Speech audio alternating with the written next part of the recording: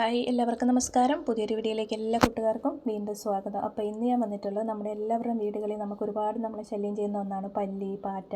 അതുപോലെ വീടിൻ്റെ പുറത്തായാലും അകത്തായാലും എലി, പെരിച്ചാഴി, ഇവരുടെയൊക്കെ ശല്യം വല്ലാണ്ടുണ്ടാകും മിക്ക വീടുകളിലും അല്ലേ. അപ്പോൾ ഇവരെയൊക്കെ നമ്മൾ വീടിൻ്റെ പരിസരത്ത് പോലും വരാത്ത രീതിയിൽ ഓടിക്കാനുള്ള 2-3 കുഞ്ഞു ടിപ്സുമായിട്ടാണ് കേട്ടോ ഞാൻ വന്നിട്ടുള്ളത്. അപ്പോൾ നമുക്ക് വീഡിയോയിലേക്ക് പോയാലോ. അപ്പോൾ നമുക്ക് 100% റിസൾട്ട് കിട്ടുന്ന ടിപ്സുകളാണ് ഇതൊക്കെ. എല്ലാവരും ഒന്ന് ട്രൈ ചെയ്ത് നോക്കണം കേട്ടോ. അപ്പം ഫസ്റ്റ് ടിപ്പ് നോക്കാം. ഞാനിവിടെ ഒരു വെളുത്തുള്ളിയുടെ അല്ലി എടുത്തിട്ടുണ്ട്. ഇച്ചിരി വലിയ അല്ലിയാണ് കേട്ടോ. അത് ഇതുപോലെ ഒന്ന് നമുക്ക് കട്ട് ചെയ്തെടുക്കാം. അപ്പോൾ നമ്മൾ ഫുള്ള് കട്ടാക്കി കളയരുത്. ജസ്റ്റ് അതിൻ്റെ മധ്യത്തിൽ നടുഭാഗത്തൊന്ന് കട്ടാക്കി കൊടുക്കുക ഇതുപോലെ. എന്നിട്ട് നമുക്കതിലേക്ക് കുറച്ച് കായത്തിൻ്റെ പൊടിയാണ് ഇട്ട് കൊടുത്തിരിക്കുന്നത്.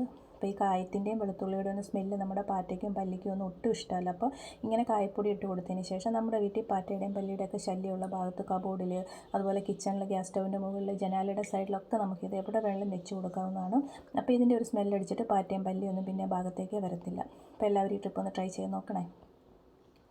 നമുക്ക് അടുത്ത ടിപ്പ് നോക്കാം. ഞാനിവിടെ ഒരു കിഴങ്ങ് എടുത്തിട്ടുണ്ട്, ഉരുളക്കിഴങ്ങ്. എന്നിട്ട് അതിൻ്റെ മുകൾ ഭാഗം ജസ്റ്റ് ഒന്ന് കട്ടാക്കി മാറ്റിയിട്ടുണ്ട്. ഇനി നമുക്കിതിൻ്റെ നടുഭാഗത്ത് ഇതുപോലെ ചെറിയൊരു ഹോൾ ഇട്ട് കൊടുക്കാം കേട്ടോ. അപ്പോൾ ഇതുപോലെ ആ ഉരുളക്കിഴങ്ങ് ഒന്ന് കട്ട് ചെയ്തെടുത്തിട്ട് ചെറിയൊരു ഹോളാക്കി കൊടുക്കുക.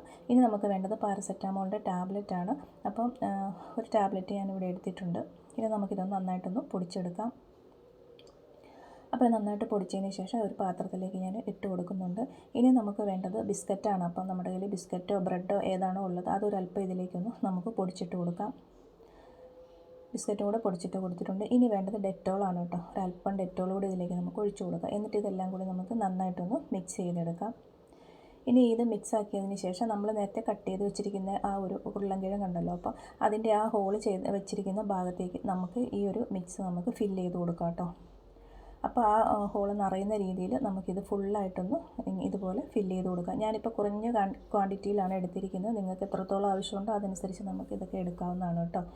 എന്നിട്ട് ഇതുപോലെ ഒന്ന് ഫില്ല് ചെയ്ത് കൊടുത്തതിന് ശേഷം നമ്മളിത് നമ്മുടെ വീട്ടിൽ എലിയുടെയും പെരിച്ചാഴിയുടെയൊക്കെ ശല്യമുള്ള ഭാഗത്ത് വീടിൻ്റെ പുറത്തൊക്കെ അതിൻ്റെ മാളങ്ങളൊക്കെ ഉണ്ടാവും. അതുപോലെ അത് വരുന്ന വഴിക്കൊക്കെ ഇതുകൊണ്ട് വെച്ച് കൊടുത്താൽ മതി. അവരിത് കഴിച്ചിട്ട് പിന്നെ അവർ ചത്തുപോവുകയാണ് കേട്ടോ ചെയ്യുന്നത്. പിന്നെ പരിസരത്തേക്ക് അവർ വരത്തില്ല. അപ്പോൾ എലിയുടെയും പെരിച്ചാഴിയുടെയൊക്കെ ശല്യം നമുക്ക് ഒരുപാട് കുറയ്ക്കാൻ പറ്റും.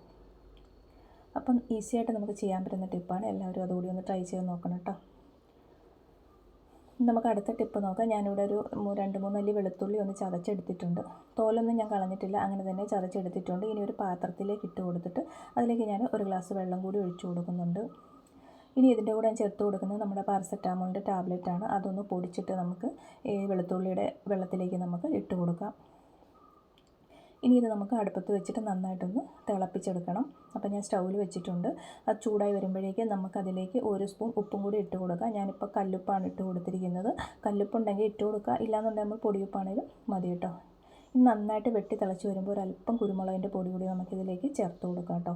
എന്നിട്ട് നന്നായിട്ടൊന്ന് മിക്സ് ചെയ്ത് കൊടുക്കുക. ഇനി നന്നായിട്ട് ഒരു 5 മിനിറ്റ് നമ്മൾ തിളപ്പിച്ചതിന് ശേഷം നമുക്കിത് ഫ്ലെയിം ഓഫ് ചെയ്യാവുന്നതാണ് കേട്ടോ. അപ്പം നന്നായിട്ട് തിളച്ച് വന്നിട്ടുണ്ട്. ഇനി നമുക്ക് ഫ്ലെയിം ഓഫ് ചെയ്ത് കൊടുക്കാം. ഗ്യാസ് സ്റ്റൗ ഓഫ് ചെയ്തതിന് ശേഷം നമുക്കിത് അടച്ച് വെക്കണം. ഒരു ഹാഫ് ആൻ അവർ, ഒരു അരമണിക്കൂർ നമ്മളിതൊന്ന് അടച്ച് വെക്കുക. അല്ലെങ്കിൽ അതിൻ്റെ ആ സ്മെല്ലൊക്കെ പുറത്തേക്ക് പോകും. ഒരു അരമണിക്കൂർ കഴിഞ്ഞിട്ട് നമുക്കിത് ഓപ്പൺ ചെയ്തെടുക്കാം. ഇപ്പോൾ അതിൻ്റെ വെളുത്തുള്ളിയുടെയും നമ്മുടെ ആ ഇതിൻ്റെ കുരുമുളകിൻ്റെയൊക്കെ ആ ഒരു ഗുണങ്ങൾ പാരസെറ്റാമോളിൻ്റെ ഒക്കെ നമ്മുടെ വെള്ളത്തിലേക്ക് ഇറങ്ങിയിട്ടുണ്ട്. ഇനി നമുക്കിതിലേക്ക് കുറച്ച് വെള്ളം കൂടെ ഒന്ന് ചേർത്ത് കൊടുത്തിട്ടൊന്ന് മിക്സ് ചെയ്തെടുക്കാം. അപ്പോൾ നമ്മുടെ സൊല്യൂഷൻ ഇപ്പോൾ ഇവിടെ റെഡി ആയിട്ടുണ്ട്. ഇത്രയേ ഉള്ളൂ കേട്ടോ. ഇനി നമുക്കിത് മറ്റൊരു പാത്രത്തിലേക്കൊന്ന് അരിച്ചെടുക്കണം. ഇത് അരിച്ചെടുത്തതിന് ശേഷം നമുക്കിത് സ്പ്രേ ബോട്ടിലോ സാധാ ഏതെങ്കിലും ഒരു ബോട്ടിലോ ഹാൻഡ് വാഷിൻ്റെ ബോട്ടിലോ ഏത് വേണമെങ്കിലും നമുക്ക് ഒഴിച്ചു കൊടുക്കാം.